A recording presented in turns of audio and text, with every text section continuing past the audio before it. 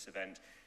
If you had told me 4 years ago when I arrived first at SOAS that I'd be involved in a sport diplomacy event, I would have been somewhat surprised. SOAS was not renowned for its sporting prowess.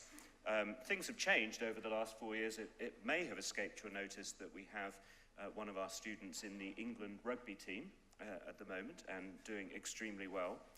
And indeed, sports and sports diplomacy is of growing importance to us as an institution. Sports, of course, matter for the regions that SOAS focuses on. Many of the world's most talented footballers now come from Africa. Many of the most talented cricketers, and perhaps even most of the most talented cricketers, come from India and South Asia. And many of the most talented baseball players, of course, come from Japan. Sports are a multi-million-dollar industry with wide commercial implications and cultural ramifications. It's through sports that I feel more English than anything else when I watch national football team, for good or bad. And it's also through baseball that my 9-year-old son, whose mother is American, feels more American than at any other time in his life. Sports diplomacy, this is important too. Diplomacy is not just about war and peace. It's not just about interstate relations. Indeed, the United Kingdom's Foreign and Commonwealth Office has long reorientated itself and a good part of its diplomacy towards business and culture, wielding, if you like, economic and soft power, as well as the more standard political power. But I'd say that the real ambassadors for any country are not the people appointed by the Queen to represent us at high level, but the ordinary people, the students, the sportsmen and women, and many others who travel around the world and make the world a place that it can be fun to live in. And I hope that we'll see that different side of diplomacy reflected tonight. Thank you.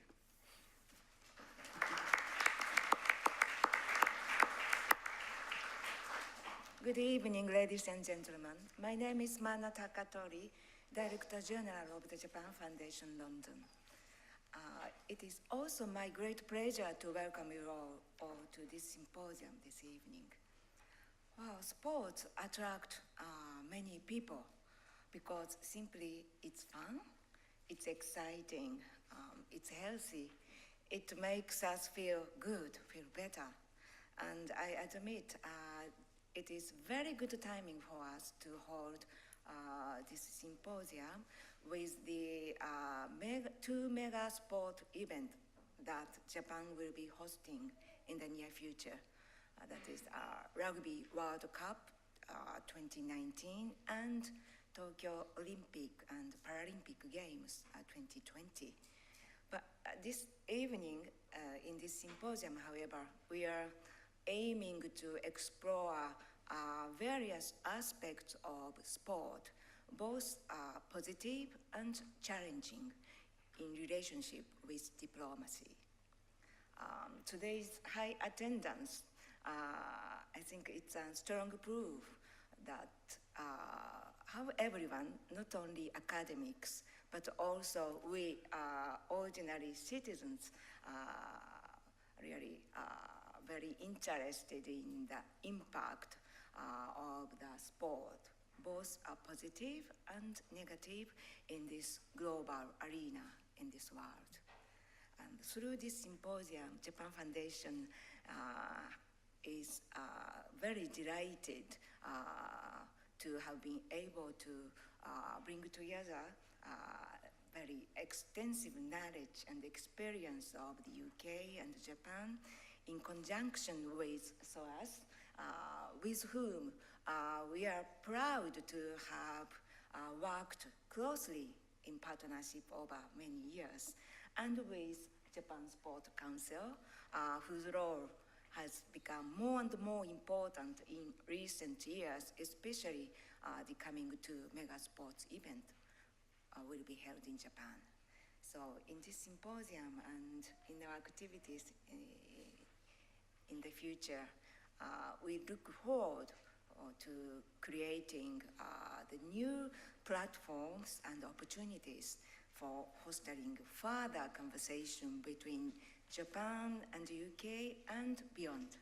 Thank you very much.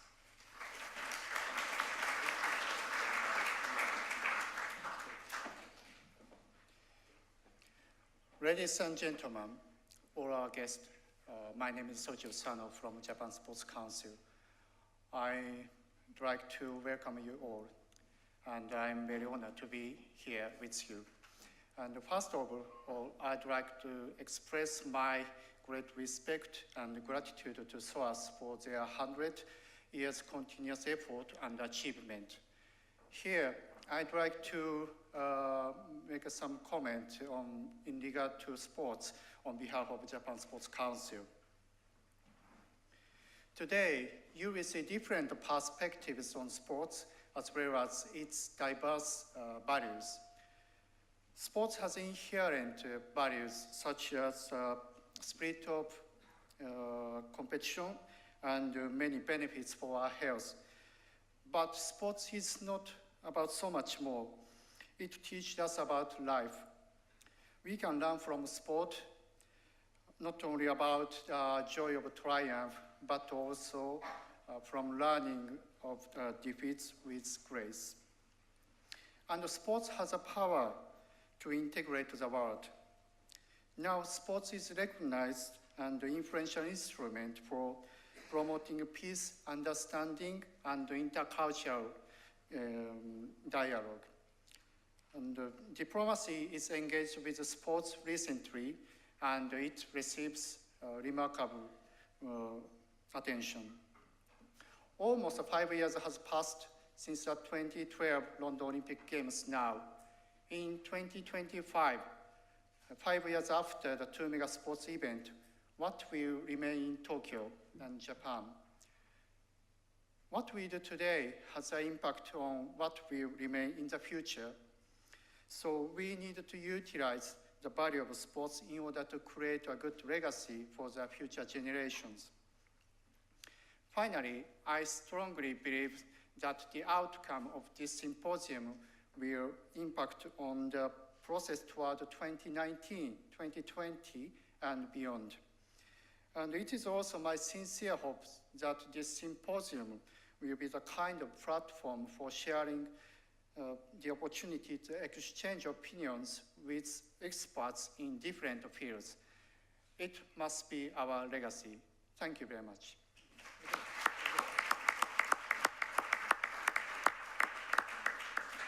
Good evening, everybody. It's with much pleasure that I welcome you on behalf of both the Japan Research Centre and the Centre for International Studies and Diplomacy here at SOAS. I'd like to first say how great it has been to collaborate with the Japan Foundation and the Japan Sports Council. Tonight has come about because a few months ago, Takatori-san said to me that she'd like to do something with the JRC to mark our centenary. So I, of course, high-jumped at that, and within one's tenure as JRC chair, I think it's an acceptable leap now and again to choose something that neatly falls into one's own research field. So I thought, why not something on Japan and sport? So after a quick but very friendly scrum with Simon, our collective diplomacy swung into action, and it was then with remarkable speed that the Japan Foundation expertly passed the ball on to the Japan Sport Council. There, with agile teamwork, Sano-san formed a very impressive line-out. We have the Japan Sports Agency, Sport for Tomorrow, and the Japan Society for the Promotion of Sport. So suffice to say, I really just want to say a huge thank you to all those co-organisers and sponsors here tonight who have made this possible. And let's not forget Sake Samurai, who are upstairs right now, sitting up for our drinks reception later. I'm not sure how often sport and sake are teamed together in Japan, but I think you'll agree it sounds like a winning combination. So let's move on and tackle tonight's theme. We have 4 speakers, and then I will referee the Q&A afterwards. That's the end of my sports references. My colleague Simon will go first. He's going to provide us with an introductory framework on this coupling of sport and diplomacy. And then I'm going to look back on the 1964 Tokyo Olympics and try and draw out some themes of diplomacy and legacy from that event. And then we welcome Richard Cabourn, former Minister of Sport for the UK, who's kindly agreed to come all the way down from Sheffield today and speak about the legacy of London 2012 and his involvement with an Olympic legacy project in Sheffield. And finally, I'm really delighted to welcome Mr. Kimura, the Director General of the Japan Sports Agency, who generously agreed to come all the way from Tokyo to speak to us tonight. Thank you for coming over. He's going to give us an insight into Japan's Sport for Tomorrow program, which aims to harness the power of sport through various collaborative and global community initiatives. To my knowledge, this is the first time that the Japan Research Center has hosted an event focused solely on sport. And I hope that tonight, we already have a second one coming up in November, which I'll speak about later, but I hope that this will be the first of several events that we will be involved with as we build up to 2019 and 2020. So it's an opportunity for both academic and non-academic perspectives on the social value, impact, creativity, and energy offered by sport. Let's begin play.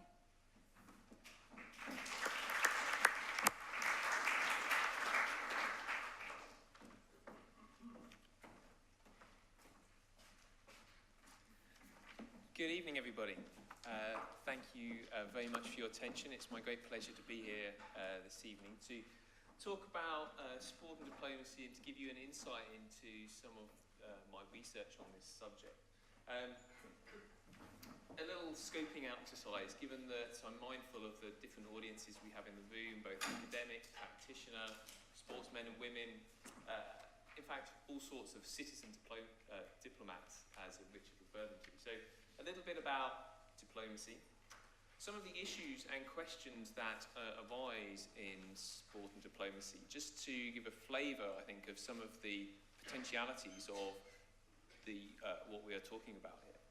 A little bit about sports people as diplomats, and not just sportsmen and women as the athletes, but also the infrastructure, the administrators, and indeed some of the business experts who work within the realm of sport and diplomacy.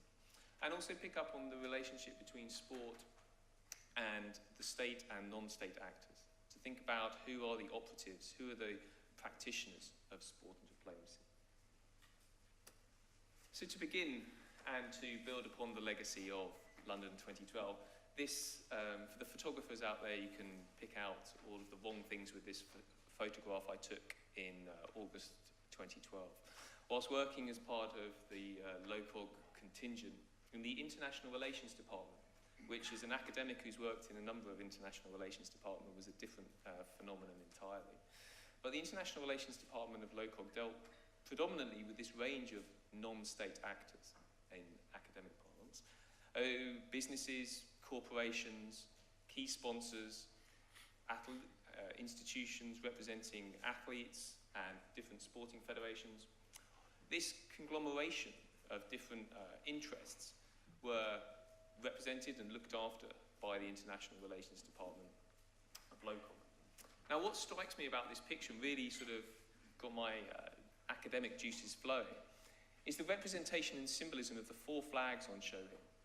So here we have, moving from left to right, the flag of the International Paralympic Committee, the United Nations flag, the London 2012 flag, and the United Kingdom's Union Jack. Now, what strikes me about this is there was probably the only occasion when those four flags would have been lined up next to each other. You have an international non-governmental organisation in the IPC. You have the United Nations, a universalist governmental organisation. You have London 2012, a private entity built around a single event, temporally defined. And then you have the representation or symbolism of a nation state, the United Kingdom. And it's the juxtaposition of each of those and the interrelationship that really gives birth to, at least in my mind, the importance of sport and diplomacy together. So, by way of very brief recap on our diplomatic studies heritage and antecedents here. So, diplomacy is about three things, as I would argue: communication, representation, negotiation, and occasionally agreement. But within that, and one often thinks of ambassadors and embassies in nice parts of Mayfair with highfalutin job titles. But diplomacy really can exist both within and without of the state. And I quote here diplomatic studies colleague by the name of Jeff Berridge.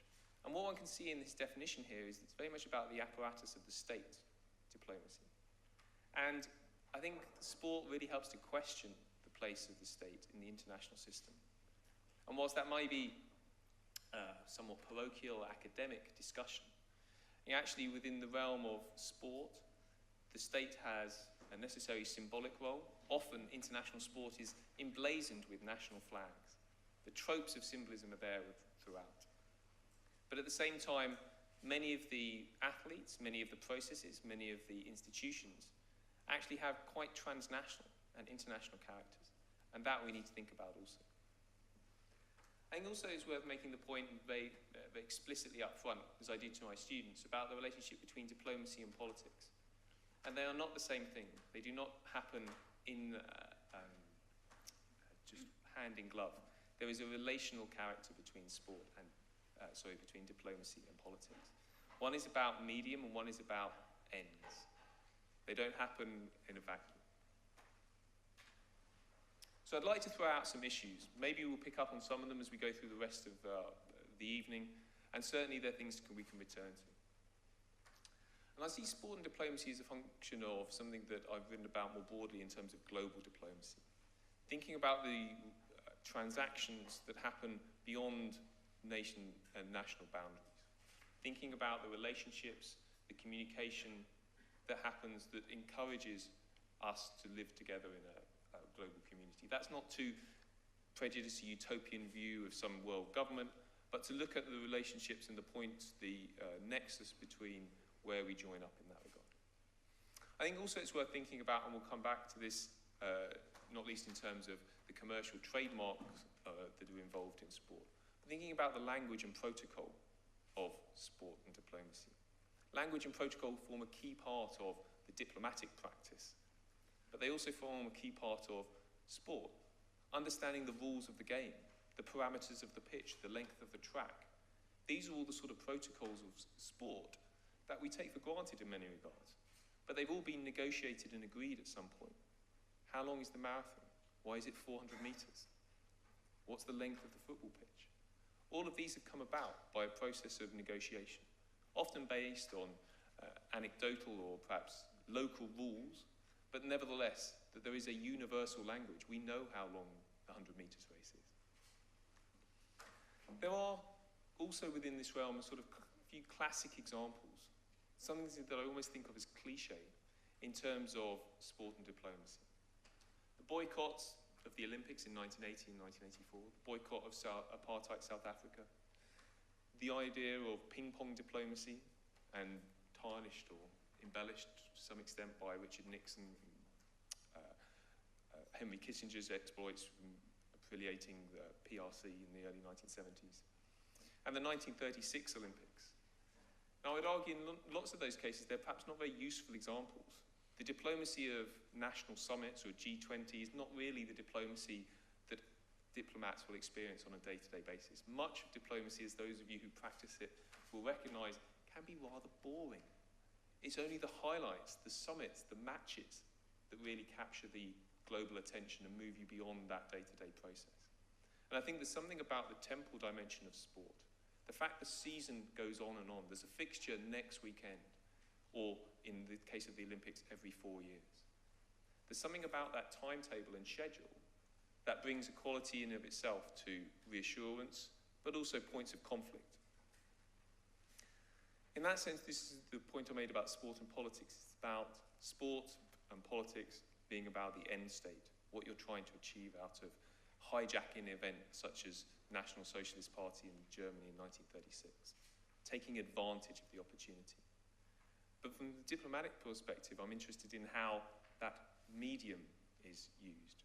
Why that opportunity? And I think also, I'm very mindful of the audience we have in here, thinking about the practice of sport and diplomacy. Who are the actors? Many of you will have partaken in sporting events overseas. The degree to which they are nationally represented or simply a match of football on the beach with friends. Each of those has a representative quality, and I think that's an important dimension to consider. As such, we're not explicitly condoned, as Richard said, by a head of state to have an ambassadorial role. But we do adopt those tropes, be it a national celebration or a rendition of a national anthem. But equally, those aren't always just national tropes. Sporting clubs that traverse international competition. The European rugby final was up in Edinburgh over the weekend. There'll be other finals round that bring together different regional identities as well. And I think also we're looking increasingly in the realm of international diplomacy, that sporting fixtures can provide those summatory moments. One of the telling images of the 2014 FIFA World Cup in Brazil was Chancellor Merkel at the World Cup final. From her point of view, unfortunately, given that Germany won, of course, fortunately, Germany won the World Cup final from her point of view. But it provided a nexus in contrast to her Brazilian counterpart, who was not held in high esteem by her local population at the time. So there's a public diplomacy message here. The German Chancellor chose to travel all the way to Rio for a message that also resonated within her local constituency back in Germany. And as such, my colleague Ivan Newman from down the road at the LSE has talked about the importance of sight in diplomacy. Where are those sites of diplomacy? Often they are, the cliched smoke-filled rooms, but nevertheless, sometimes they have a public occasion. Funerals are one from a former era. There's also a very clear agenda here about sport development and peace. And that's a field that's been largely owned by sociology colleagues. But nevertheless, the UN Office of Sport Development and Peace existed for 9 years. They've recently been folded within the IOC. How that plans out will be an interesting development. Very much akin to the way that under the Articles of the United Nations Charter, other activities that may seem to fall within the United Nations can be effectively subcontracted under Article 52. People have often commented about the way that NATO, by proxy and by retrospective vote, dealt with the United Nations mandates retrospectively with regard to Pristina Airport. Well, actually, I see a great deal of parallel here with the way that the IOC has taken over that role from the United Nations. And I think also we need to recognise and be very explicit about the participatory nature of sport and diplomacy. This isn't just the national team being picked. There's a great deal of networks of interrelationship between different components of sport. National sporting structures talk to other national sporting structures. Funding bodies, student, education, all of these have that transactional role that facilitates diplomacy. So a series of questions that with an army of PhD students I would like to tackle. Some of them at a high level. To what extent does sport play a role in international diplomacy? Why and when and how?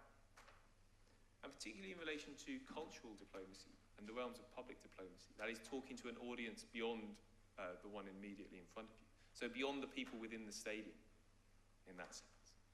Talking to who else, what other sponsors, what other constituents, who are the stakeholders in that conversation. I think it's a great opportunity to discuss the issues of gender within sport and diplomacy. Sport and diplomacy as separate fields do not necessarily represent the gender balance within society, but both have an opportunity because of their communicative powers. The issue of identity becomes very much to the fore, not least because of the mixing up of it within sport and diplomacy. Is someone like Cristiano Ronaldo known as being Portuguese, or for playing for Real Madrid, or as a representative of a private company in Nike? All of these identities get mixed up and at various points play out within different audiences. I think also here we're talking about different lenses, from the very local to the global. And again, that transcends the nation state, which puts into question the role of traditional diplomacy in this regard. And so how do we move beyond sort of particular case studies. How do we build a global framework? And that's very much what I've seen some of my research as being about. To these sports people as diplomats, the two quotes I offer up here are separated by 62 years. The first was a comment written in the Times regarding England football team's appearance at the 1950 World Cup. Not a glorious chapter in England's footballing history, being beaten by the United States, an amateur team at the time. And the second quote is in respect to the England players ahead of the 2012 European Championships, when the England captain at that point, John Terry, was suspended for allegations of racial discrimination on the pitch. In both instances, the players have a diplomatic or an ambassadorial quality. Whether they acknowledged it and whether they followed it is perhaps mute. Some more than others, needless to say.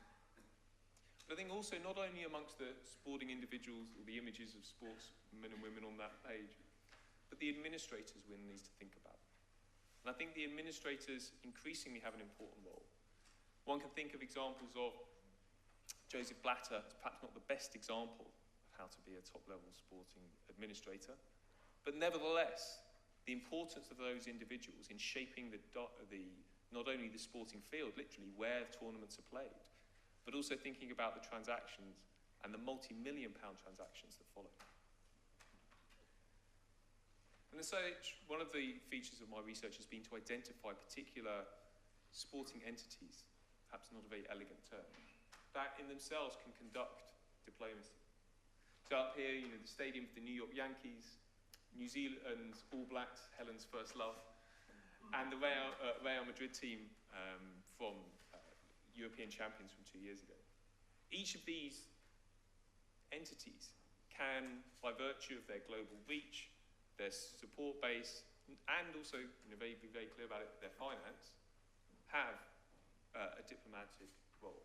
And this has been identified as again, perhaps inelegant, a SINGO, a Sporting International Non-Governmental Organisation. By way of brief example to wrap up. Here's a photo of a Manchester United squad attending both the White House and then the British Embassy in Washington.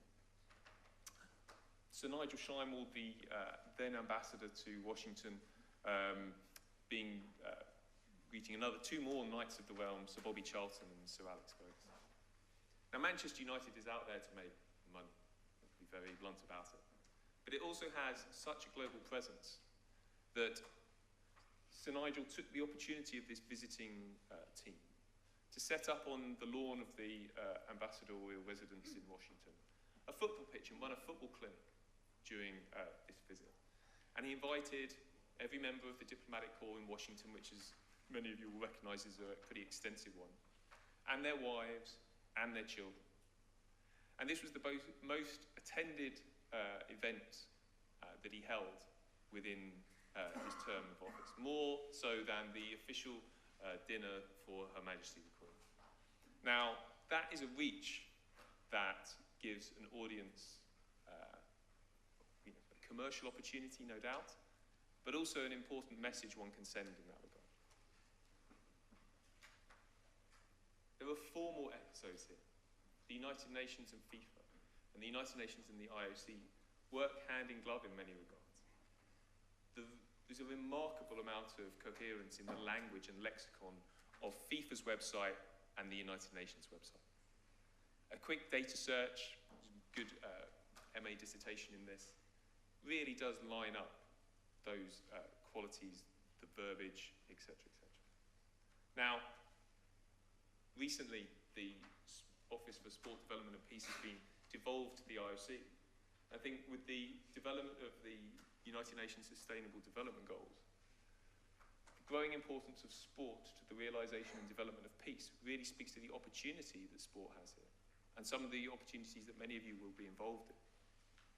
And that's number 3 on the list here. This isn't lost down somewhere towards the bottom. Sport really is an important part of this, and we need to think in those sort of terms.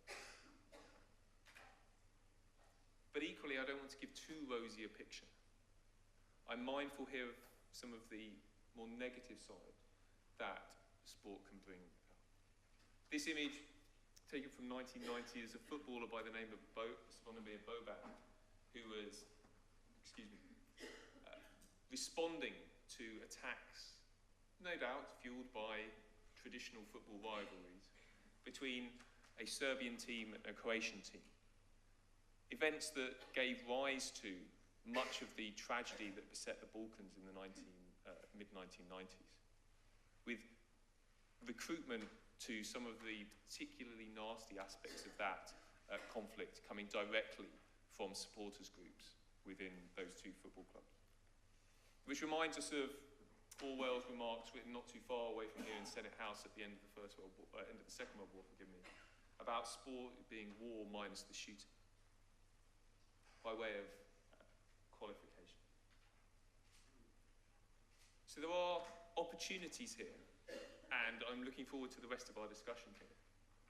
Sport and diplomacy doesn't always bring together people you would think it does, but it does provide opportunity, and it can have an influence at particular moments in time, and its temporal quality really speaks to one of the old tropes of diplomatic studies, Gucciardini's moment in time. And it does influence the conduct of sport, be it those people who are allowed into a country to participate, the shape of the tournament, etc., etc. On that, I will be quiet and pass over to my colleague. Thank you so much.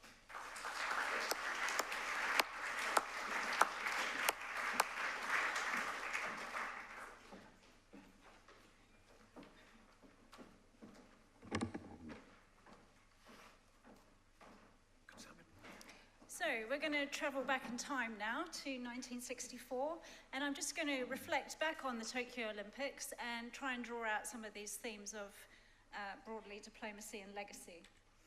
It was a long path to Tokyo 1964. Some of you may know that Japan Tokyo was the first Olympic Games held in Asia, but it was supposed to happen back in 1940, but for obvious reasons, the two wartime Olympics were cancelled. At the first post-war Olympics held in London, Japan and Germany were not permitted to attend, and the Soviet Union didn't send any sports athletes. But 11 years later, in an act of diplomacy itself, we might say, Tokyo was awarded the 1964 Games back in 1959. Now, Tokyo wasn't ready to host the Games in 1959, so it involved a massive 5-year investment in infrastructure. Very much the ambition of Tokyo 1964, part of the ambition was to bring Japan back into the world community, which we'll talk about a bit more. But it involved a massive urban transformation as well. This is a very good retrospective in the Japan Times that came out looking back at what it was like to live in Tokyo while the Games were being prepared. It was like living in a construction site, the whole city. But it was an opportunity, perhaps a necessity as well, but it was an opportunity for development here. They built superhighways, elevated highways. They ushered in the Shinkansen, the bullet train, which became a symbol of modern Japan. It was the fastest train in the world at the time. And of course, they built all the facilities that they needed for the Tokyo Olympics. So in the black and white photo, the Yoyogi National Stadium, which is still being used today, and the Nippon Budokan for the judo, which was introduced at Tokyo 1964. And that was made famous a few years later when the Beatles first played at the Budokan in 1966. It's a martial arts center, but it's also a rock band center as well. But it was an impressive investment, and it was very rapid. There's a lot of negative aspects to that as well, a lot of environmental fallout, relocation of people, but it was a massive infrastructural investment, estimated at around 4% of GDP at the time. Looking back at Tokyo 1964 itself, it was the first, as I said, Olympic and Paralympic Games in Asia, which meant that we completed the 4th continental circle of the rings. The 5th one is still to be completed yet. There have been no Olympics in Africa as yet. It was still known as the International Stoke Mandeville Games at that time, but it is, I believe, the first recorded use of the word Paralympic in the documentation and the artwork of the Games. and also in the use of the term Paralympic in the logo as well. And here you can see some images, the Japan team, the British team coming onto into the stadium and the opening ceremony of the Paralympic Games. I'm delighted to welcome Lord Holmes here this evening. He's a 9-time gold medal winner, GB winner of Paralympic swimming, so welcome. We are going to host a second event coming up in November. Our annual Beasley Lecture, which is held every year, is going to be dedicated to a history of the Paralympics. So if you would like to come along to that, please do. It's looking back at 64 onwards, the history of disability in the Paralympic Games in Japan. That's going to be our second sporting event. It was also the first time that the Olympics was telecast internationally around the world. In colour, for colour televisions, using new underground cables, but also new satellite relay systems, the first use of computers to record Olympic statistics, the first use of snapshot photography. So here's a poster advertising the fact that the opening ceremony is going to be streamed live from Japan by the NBC.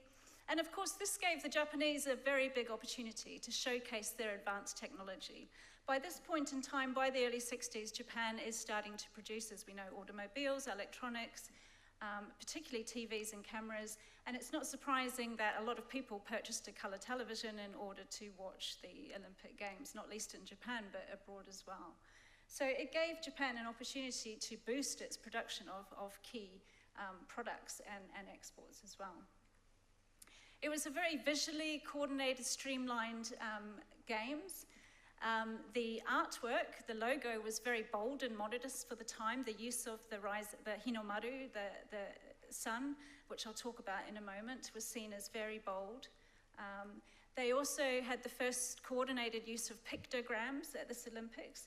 The pictograms had been initially used somewhat in 1948, but then they used them in a very coordinated way at 1968, and they've been used ever since at Olympic Games. There were 20 sports at 1964, as you can see here. 2 new sports, one was judo and one was volleyball, which I'm going to talk about in a moment. It was also the first use of photographs in Olympic posters, in colour obviously, and very much focusing on the physicality of the athletes. That physicality was also captured in the official Olympic film, Tokyo Olympiad. This was directed by the famous director at the time. You can see him on the right, smoking away in the stadium, Ichikawa Kon. And the Tokyo Olympic Organizing Committee took it upon themselves to finance this film and produce this film. And it's gone down, it's a milestone in Japanese documentary filmmaking. It was it was a big embarrassment for the organizing committee. They didn't like it. They said it was too artistic. But actually, it was later said that it was one of the best documentary films and one of the best sporting films ever made. With the marvels of technology, you can watch pretty much the whole thing on YouTube now. If you haven't seen it, it is a fantastic film to watch. You see these fantastic moments like Bikila here winning the marathon for the second time. And it often zooms in on, just focuses on athletes' muscles, their physicality, sets it to music, very blurry as people run past. It is very artistic in that sense. If you prefer anime, you can see the Tokyo Olympics in the Studio Ghibli film From Up on Poppy Hill. This is set back in 1963, and it really captures what I was saying, that the whole of Tokyo was this construction site getting ready for the Tokyo Olympics. Like this sign here which says, let's hold a successful Tokyo Olympics in a beautiful city. So really trying to get the city ready for the Olympics. But certainly it was very much an opportunity for diplomacy. The elites of Japan, the organizers, very much had the objective to project a new image of Japan, or a new Japan to the world, to rehabilitate the image of Japan. And in order to do so, of course, what they really wanted to show was Japan was now a peaceful nation, a modern nation, a very technologically advanced nation. Of course, this is the 1960s are the years of the income doubling plan, which was very successful. So Japan is in economic takeoff at this time. It's also not only to project that to the world, but to rebuild Japanese national identity as well. And there's a quote from a colleague here who was in primary school at this time, saying that as the ordinary Japanese watched the Olympics, they felt this was the beginning of Japan's rise, very much driven by the media and the use of television at this time. But as it says here, as they watched the athletes, they felt this national unity and pride growing throughout the course of the Games. And this was very much promoted by the media at the time as well. Diplomacy was interesting. It was not a very controversial Games, which was quite amazing in some ways when you look back on it. The Emperor opened the Games, which 20 years before would not have been thought of, that he might stand there and open the Games. They, of course, used the national flag, which wasn't the national flag until 1999. They sang the national anthem, which wasn't the national anthem until 1999. But what they were doing is, of course, rehabilitating these perhaps previously divisive symbols in a new peaceful arena. And the whole arena of the Olympics is an opportunity to bring out these symbols of nationalism, flags, anthems, etc. And the Japanese were able to bring out these symbols that hadn't been seen in Japan so much in the 50s and 60s. They also had the self-defense force there to help guard the Games, transport athletes, do the ceremonial rituals, do fanfares, etc.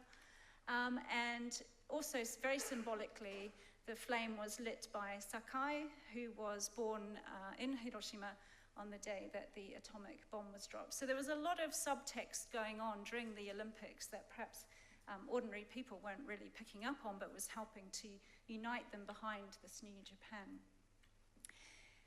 I'm going to talk a little bit about gender. It's the first Olympics for women's team sports. There had been individual sports and some of them at a team event, but this was the first time that women's team and ball sports were introduced to the Olympics, and this is because of the inclusion of volleyball, which I'm going to talk about in a minute. This is the final, the Japan versus the Soviet Union.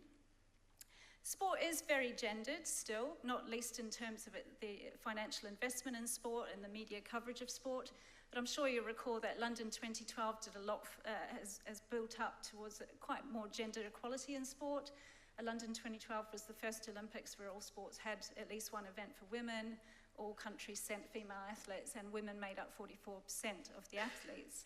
This has built up over time, this narrowing of the gender participation gap. So at Tokyo, women made up only 13% of athletes, and only 7 out of the 20 sports pictured here had women's sports. So even though it's seen as the first Olympics for women's team sports, it was only volleyball, really. So women's events in basketball, football, hockey, not yet. And it was only with boxing in London 2012 that all the events had at least one female event. But my research has mostly focused on this story of volleyball at the Tokyo Olympics. And this team was known as the Witches of the Orient, which they didn't mind, actually. I did ask the captain if they minded that nickname, but they didn't mind. It was, the witch was because of the magic of their play, not an evil connotation. The volleyball final was held a day before the closing ceremony, and it still holds, I believe, the NHK record for the most watched event in Japanese television history. A lot of pressure and media build-up on this team in the build-up to 1964. A lot of expectation that they would win the gold medal. A lot of focus on their tactics, their training, their gender, their physicality, their age, their marital status. And it's really sort of the early beginnings of celebrities. This partnership of the coach, Daimatsu, on the right there, and the captain, Kasai, this very intense focus on their partnership. And they became celebrities after this. She was followed around afterwards by television cameras when she got married, etc. So it's the start of celebrity focus, if you like, in Japan at the time. Luckily, they won the gold medal because there was so much pressure on them.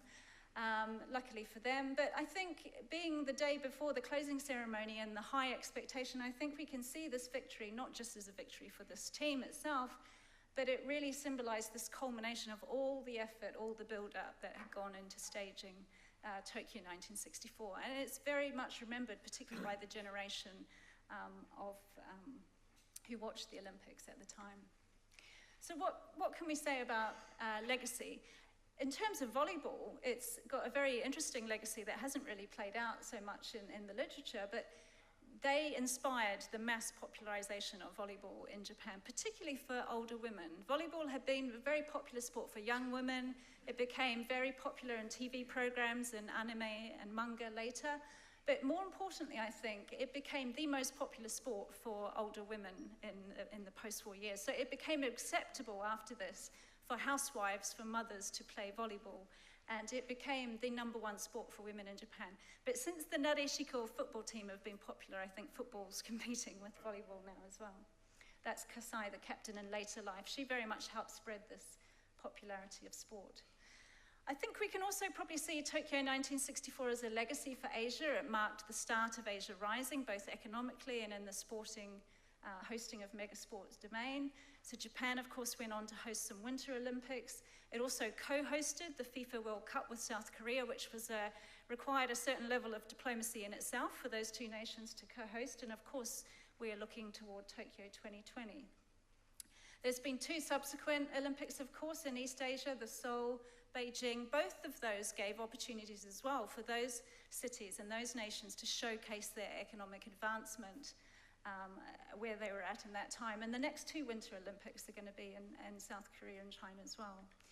So, I mean, the games are quite Eurocentric and, because of their origins, but this message of the 5 rings of spreading the hosting of the games out across the continent is growing, although there are vast places where, of course, there's been no games hosting as yet. So it's very concentrated in East Asia, 3 countries essentially, very much in Europe and North America. So nothing yet in Southeast Asia or South Asia or Middle East or Africa as yet. That legacy continues. So just as the 2002 FIFA World Cup was billed as the first FIFA World Cup in Asia, the Rugby 2019 is also being billed as the first Rugby World Cup in Asia. Perhaps it's about time, because Japan has actually been playing rugby for quite a long time, although it's competed with other sports along the way. It had a big boom in popularity in the 20s with the British influence and university teams, but also there's been a big rise in post-war teams as well, corporate teams. The volleyball, women's volleyball was actually a corporate team as well, so a lot of corporate teams of sport in Japan. Japan has played in all the Rugby World Cups, and of course we all probably remember the fantastic victory over the Springbok a few years ago. And the game of rugby itself is, the popularity, of course, has very much increased in Japan since the Blossoms victory, but the game of rugby itself is really growing in Asia, not least because of the game of rugby sevens. So particularly the expansion of the HSBC World Rugby Series across Asia and other continents, the inclusion of rugby sevens in the Olympics now since Rio, and also the rapid growth in women's rugby gets far less media attention, but it is going to be held in Ireland later this year in August. Women's FIFA World Cup and Women's Rugby World Cup are growing in popularity and media coverage over time. As Richard said, we hopefully have a SOAS connection to the next Rugby World Cup. Our current student, Maro, nicknamed Super Maro, he is hopefully going to be competing. I did invite him along to be a speaker tonight, but he's very busy. He's doing his SOAS exams and he's also training for the Lions tour to New Zealand. But he was kind enough to email back and say he wished us every success for tonight's event.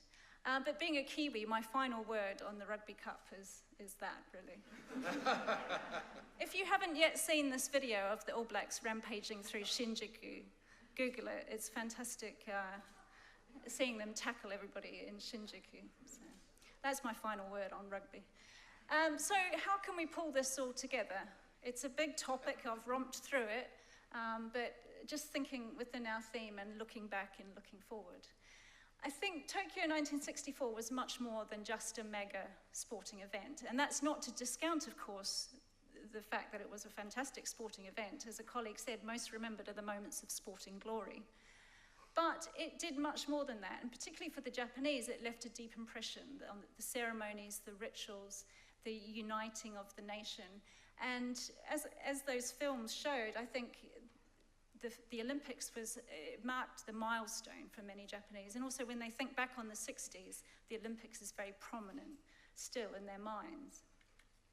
So mega sporting events can be an opportunity for many things, as Simon said. So it's can be an opportunity for political diplomacy, both within countries and externally. There can be opportunities for economic diplomacy. It's not always financially profitable to host these mega sporting events, but some of the spillovers can be advantageous. Certainly there is levels of cultural diplomacy there in terms of projecting soft power, celebrating sport, and of course social diplomacy as well, particularly diversity and inclusion, with closing the gender gap in sports and of course the powerful rise of the Paralympics as well. So what will we look forward to? We don't know how Tokyo 2020 is going to go yet, but certainly Tokyo and Japan are very different place than they were in 1964. It's no longer economically booming, not to end on a negative note, but we often think, academics describe Japan now as a post-growth economy, post-growth society. But that's not necessarily a negative thing. When we look at post-growth measures, we look at happiness index, well-being, sustainability.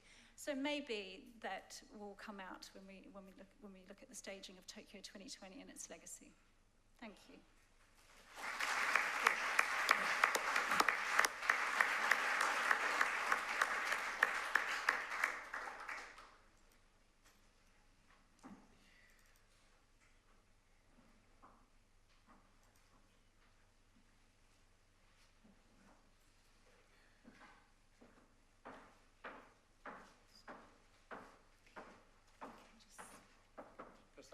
Good.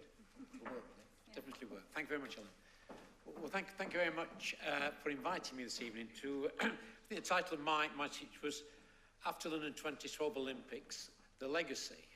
But the last time I was in this lecture theatre was actually celebrating an anniversary of the anti-apartheid movement, to which I was close. And Richard, when I heard your words this evening, I thought it did reflect back, and I always carry these, ironically, in my wallet, and it did reflect back to the person who was we were trying to get out of jail in those days, the anti-apartheid movement, who, in his book, The Long Walk to Freedom, wrote some, I think, the words that probably encapsulate the whole question of diplomacy and the power, the real power of sport.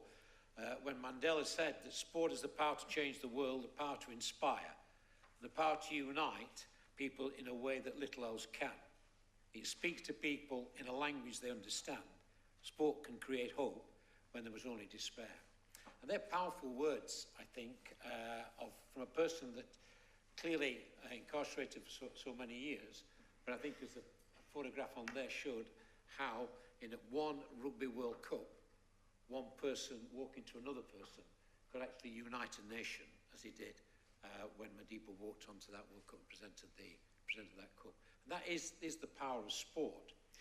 I've been asked to just say a few words about the journey, I think, to some extent, of 2012 and how it started, what were the decisions we took in its early days, what are some of the lessons of that, and I can say to my colleagues in Tokyo, well, you're now 3 years out from the Olympics, it must be a bit of a nervous time because you never quite know where it's going to go, and I can assure you it was pretty nervous in London and the UK at that time. But I think it was very interesting that someday I will write a book about how we actually did win the Olympics. I've read many stories of it, and it's been given many slants. But I can remember in 2001, November 2001, two guys came into my office when I was the sports minister. And indeed, I'd only just become sports minister that year. And Simon Clegg and Craig Reedy, respective officers of the British Olympic Association, which we've got represented here this evening as well, which is good to see. They walked into my office in 2001 and said, "We want to bid for 2012, 11 years out." And I just, as a sports minister, which Tony Blair had said as Prime Minister, would I look at sport and see how we can use sport as an agent of change? How can we use it more to deliver government policies than we had been doing previously? And that was my job in restructuring sport. So I took that and said, in 2001, do we make a bid for the Olympics or don't we? What would the Olympics actually bring to the UK if we were actually going to make that bid and indeed win that? And it was a discussion that took place, and I asked my officials then, PermSec of the DCMS it was then, still is, and said, would you please give me a view on whether we ought to make a bid for the Olympics? I got a 6-page letter back it's been actually it's out on Freedom of Information, so it's all on the record. I got a 6-page letter back. 5 pages why we shouldn't bid, 1 page why we should, and the end of it said, and I will draft a letter to the Prime Minister saying why we shouldn't make a bid for the Olympics. I said at the bottom, thank you very much, that's not going to be the decision. And then the next guy, who I got a tremendous amount of respect, was my sports director, and he came into my office and said, Minister, are you serious? And I said, yes, I am. He said, we really need this like a hole in the head. Now, that was in 2001. And in 2002, we then decided to make that bid. And I shall never forget when Tessa Gill and myself were at a cabinet committee, a subcommittee, and we went round the table and there wasn't one single minister supporting the bid for 2012. So we didn't set off in a particularly, I think, strong position, but we argued the case, and we argued that case because we believed that we could bring about fairly fundamental change, not just in sport, but indeed what that sport can affect. And I think that we have been really successful in that. But just before we get to the actual bid that we did in 2005, what was hugely interesting was to try to get support, the diplomacy that's been, I think, referred to by Simon, to some extent Helen as well, and going to say, why should we have it in London? Why should the world, why should the IOC, why should the Olympic Committee actually say London is going to be the place to do that? And I was a tremendous experience because I went around the world and I spoke to a huge amount of people. I, was in Moscow, I went to Barcelona, I was in Munich, I went down to Australia, and spoke to a huge amount of people, and in that got, I think, a tremendous amount of inside knowledge of what to do and indeed not what to do. Now, I'm not going to bore you with it this evening, but I think it did lead us, and led me definitely, in 2005 to take the Olympic bill through Parliament. But I do believe it created a framework of public policy that was actually going to stand us in good stead even now on the developments, one I'm going to go into a little later. But also there was some interesting events around that. The bidding committee came into my office and said, can I get Nelson Mandela to support London? I said, well, it's a bit difficult. So as I said earlier, that I did actually know Nelson Mandela, Madiba, reasonably well. So I thought, well, you can't actually ask him on the telephone. So I actually went down to Johannesburg and asked to see Madiba, and we did, and we discussed. I didn't ask him quite crudely, that will you support the bid, but we got a discussion. And one thing that Madiba had was a great love for the Queen. And when you think back, we were the only Commonwealth bidding country for the 2012 Games as well. So I took a little bit of poetic license, as they say, and said the Queen had sent me down as the head of the Commonwealth, and could you support? And of course, Madiba said, well, I love the Queen, so he signed it off, and that is a true story. Probably a little bit longer than that, but it was a fantastic.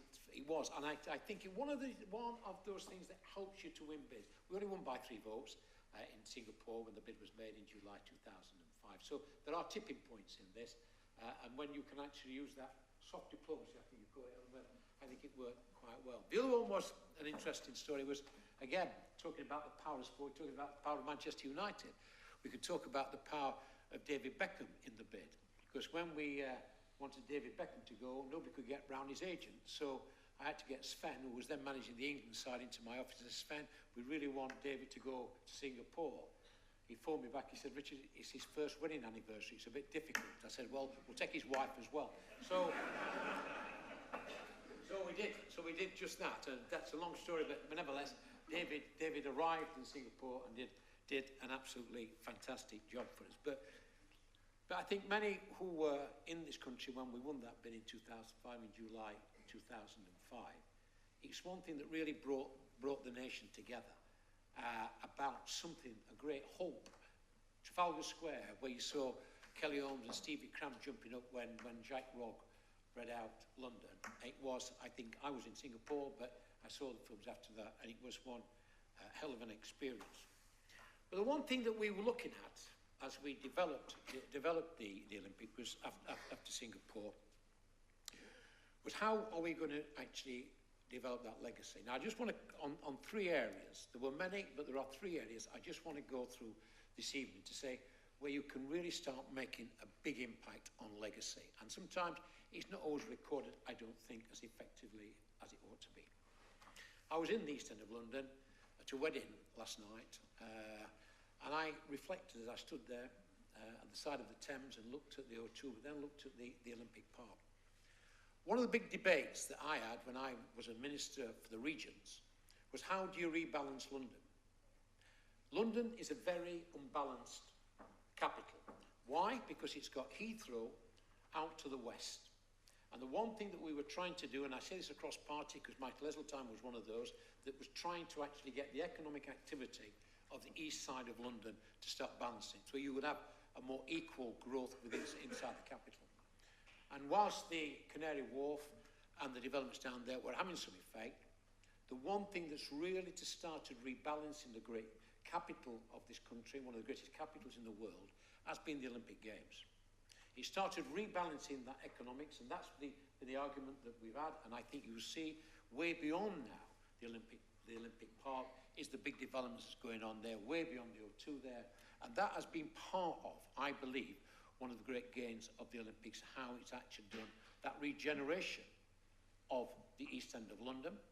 It brought an absolute focus onto that and started that growth there, but it's gone beyond that, and it's gone beyond, I think, it's gone to doing something that we have been trying to do and spent billions of pounds in doing, which was rebalancing this great capital of ours. The second area, which happened in 2006, 2007, it was how are we going to make sure that the GB team perform on the world stage? And this was the GB team, both the Olympics and the Paralympics as well.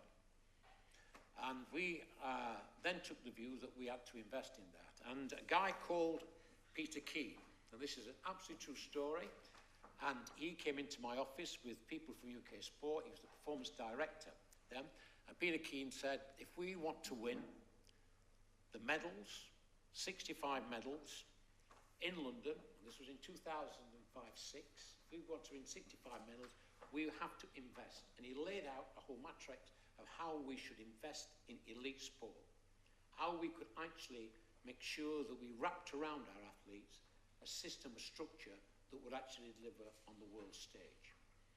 And, in fact, in 2012, that investment, it was £300 million. We had to negotiate that with the Treasury on top of the lottery money.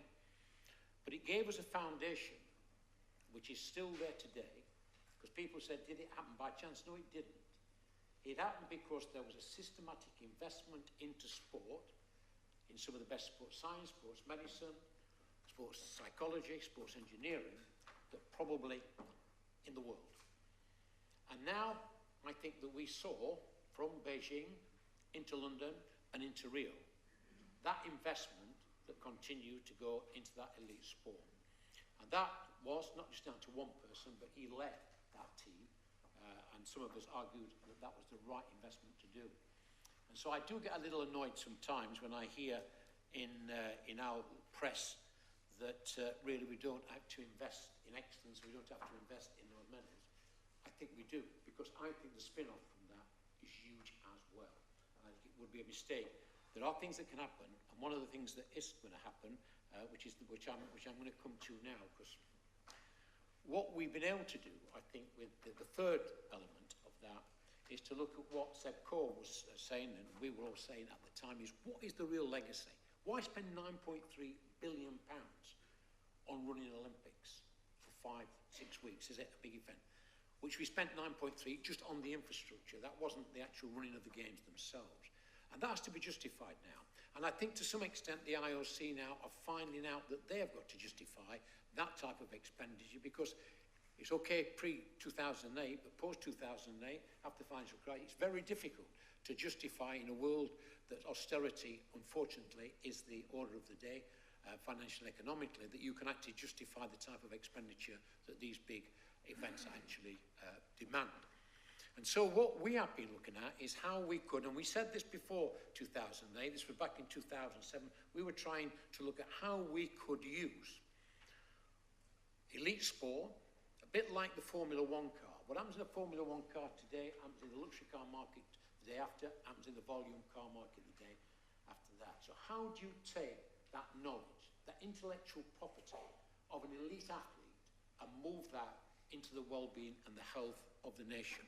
And that was one of the challenges that we were looking at in developing the legacy for the Olympics. 3 years ago, I got the opportunity to start putting some of this into practice because my leader of the council in Sheffield said to me that part of a sports facility that had been used for the World Student Games in 1991 was actually now costing a huge amount of money, and we had to find another use for that.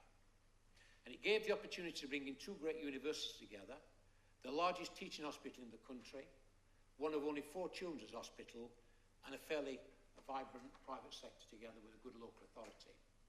And all those actors came together to say, how can we find a solution to a problem that we had in Sheffield, which is my hometown. That's the steelworks in Sheffield, Brown Baileys. And on that steelworks was built that. For those who know, that's Don Valley Stadium, or was Don Valley Stadium, not anymore. That was Don Valley Stadium. That's where Jessica Rennis used to run, and it's where Stevie Cram and many others have run around that. But it was, unfortunately, losing a huge amount of money and had to find a solution to it, as I say, in these austere times.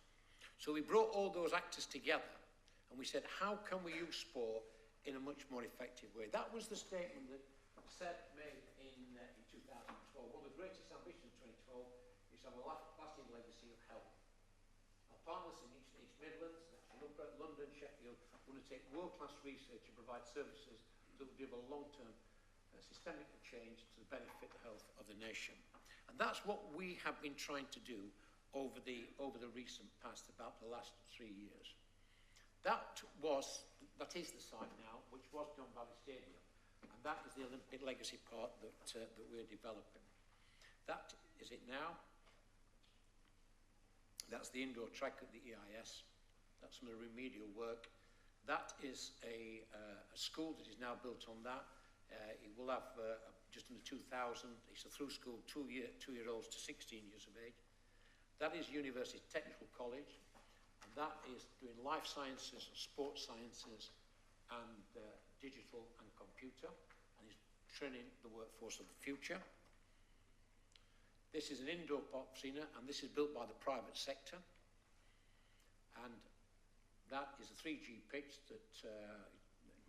which is actually laid night. That's not the one that's down there, but and that's going to be used by the UTC and the Oasis Academy. That's the landscaping on the public realm that we're doing landscaping there. That's a side program. What we've tried to do, and I'll come to the Advanced Wellbeing Research Centre, we've tried to actually prove 3 things in this. One is that we're saying, can we use facilities much more effectively? Because one of the big problems you have, and I've no doubt every Olympics has it, can you use facilities more effectively? And what we've done on this part is brought health, education, elite sport and community sport together. So when you look at the school will use the facilities that are there of the 3G pitch. It will also use the indoor facilities of the basketball as well. The University Technical College, which is a major technical college for developing and training the workforce in the future, are also using those facilities as well. And that's alongside all the elite sport, because training in there is the world champion of boxing now, Anthony Joshua, who still trains there now. That's where Jessica Rennish trains there, and many of our future athletes, future Olympians train there as well. So there's a mix of these young people, because you could go into the English Institute for Sport and you'll see Anthony Joshua running around the track, you should see Jess Ennis running down the back straight, and in the middle of it would be the youngsters having a sports day. And therefore the mix of that was just day-to-day life, and one that was taken by those young people, but inspiration, I think, was the order of the day as well. Now this is the Advanced Wellbeing Research Centre. It's just commencing construction now. What we did in the legacy and in discussion that Seb was talking about, we have a National Centre for Sports and Exercise Medicine. We are 1/3 of that in Sheffield, and we have taken that National Centre for Sports Exercise Medicine, and we have now got 3 developments. There will be 5 eventually. One of those that Bill and Seb Cove was up a few weeks ago, we have 19 consultancy rooms in the middle of a sports facility. And you walk through that now to Graves, and you have a desk for the NHS, and you can go and have a consultation, or you can go and have a swim, you can play badminton, you can play. What has been absolutely remarkable there is people walk in there who will be coming, who may well go back to hospital. We've got referrals from doctors, we've got discharges from hospitals coming there. Instead of feeling ill that you have to do when you go in a hospital, when you go into a sports environment, it's a totally different attitude and mind that one has. And what is now we are seeing is that that is getting through the whole system. We've now, I think it's something like 40,000 referrals there now by the end of this year. We have 3 of these centres, and we broke the city of Sheffield, which is 500,000 people, we broke that down into 51,000 parts, so we can now measure. All that information, that data, that would probably not be recorded as effectively ought to be, is now being logged into the Advanced Wellbeing Research Centre here, which is an investment that we persuaded the government to do a couple of years ago, £14 million, and it is now collating all that information. But more importantly, that is an interface not just of academia, with the universities, the teaching hospital, children, but also with the private sector. And more than that, the private sector are helping to run that, in that it is developing an innovation to help people move. It's a living laboratory. It's building on the success of the National Centre for Sports Exercise Medicine, which is collaborative research to make products like apps, technology, sports, equipment, and so on. We have Toshiba now, who is a Tier 1 member. We have Westfield, which is a big health company, and we are looking now with others who will come in, and they actually set the generic research of the programs that go in there. And so collectively, those who have got a vested interest in helping to get people to move more often, which sounds very simple, but it is actually the actual basic. If you go and talk to any doctor, you talk about obesity, and that this is the area which is the most difficult. We've also now signed up Park Run. For those that know Park Run, Saturday mornings, 9 o'clock, I think it's something that they've gone to 1 million people now that's gone through the park runs. We have got all the data now coming into the Advanced Wellbeing Research Centre, and that is now collecting that data, and it will be actually disseminating that into all sorts of sports sciences, sports medicine, sports engineering, sports psychology, because that information, and we can test that, and we measure that. And therefore the investment the private sector are putting in is being measured, and indeed is going into the products. And that's not just national, that's international. I say we've got Toshiba on there as well.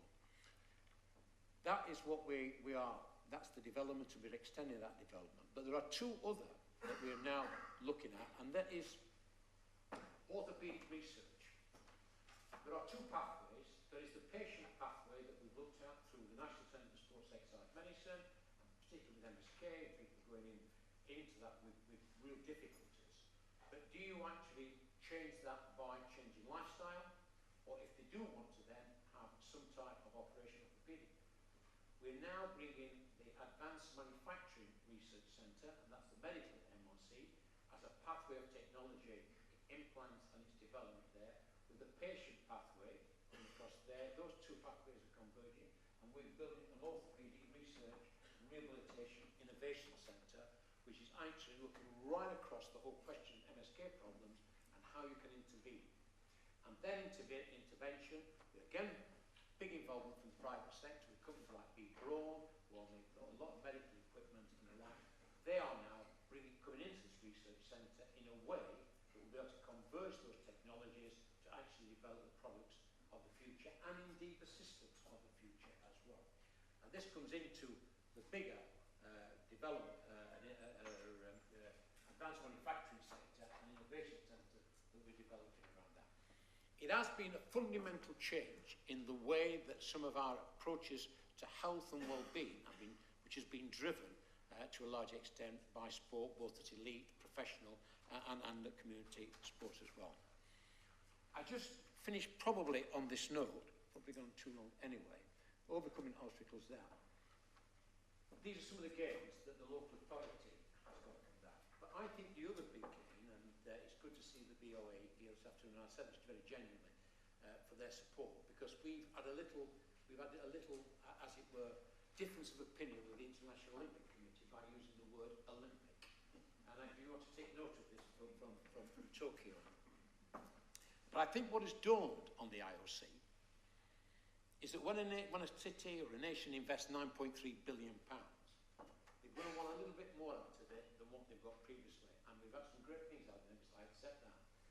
But I think this agenda of health and well-being is really uppermost in a lot of developed countries' minds. It is costing us well in excess of £100 billion on the health service.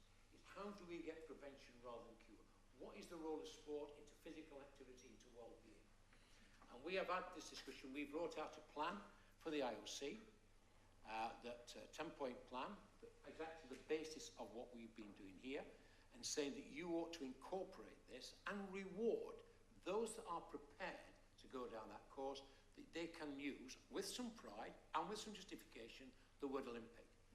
So whilst I registered this as the Legacy Park Limited, I've now got, through the good officers of the BOA and their negotiation skills with the IOC, we're now going to get to a point where we will call this the Olympic Legacy Park Sheffield.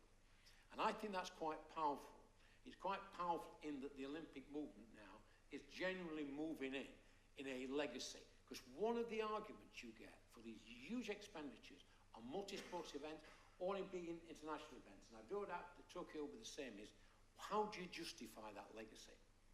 I personally think, in terms of what we did in 2012, we've justified it in at least those three areas that I have said. We've rebalanced the City of London economically by what we did in the Olympics. I think what we've been able to do in terms of bringing the best sport in terms of elite and the spin-offs from that has been huge, and I think the health and well-being agenda will, in many, many ways, be affected by what the Olympics did in 2012. And it is building that type of legacy in that I think is so important if we're going to continue to justify the type of public money that goes into these huge events. Thank you very much.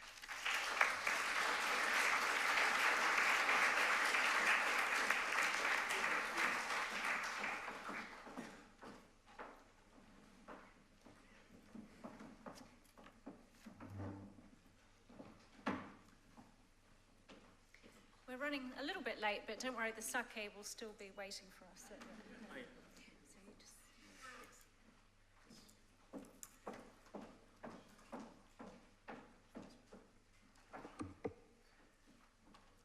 Good evening and konbanwa. I'm very honored to be invited to this seminar on the occasion of celebrating the SOAS. And the UK is very much advanced in terms of competitive sport and sport participation, and also anti-doping policy based on the legacy of London Olympic and Paralympic Games. I have visited several times London in order to learn from your experiences. In Japan,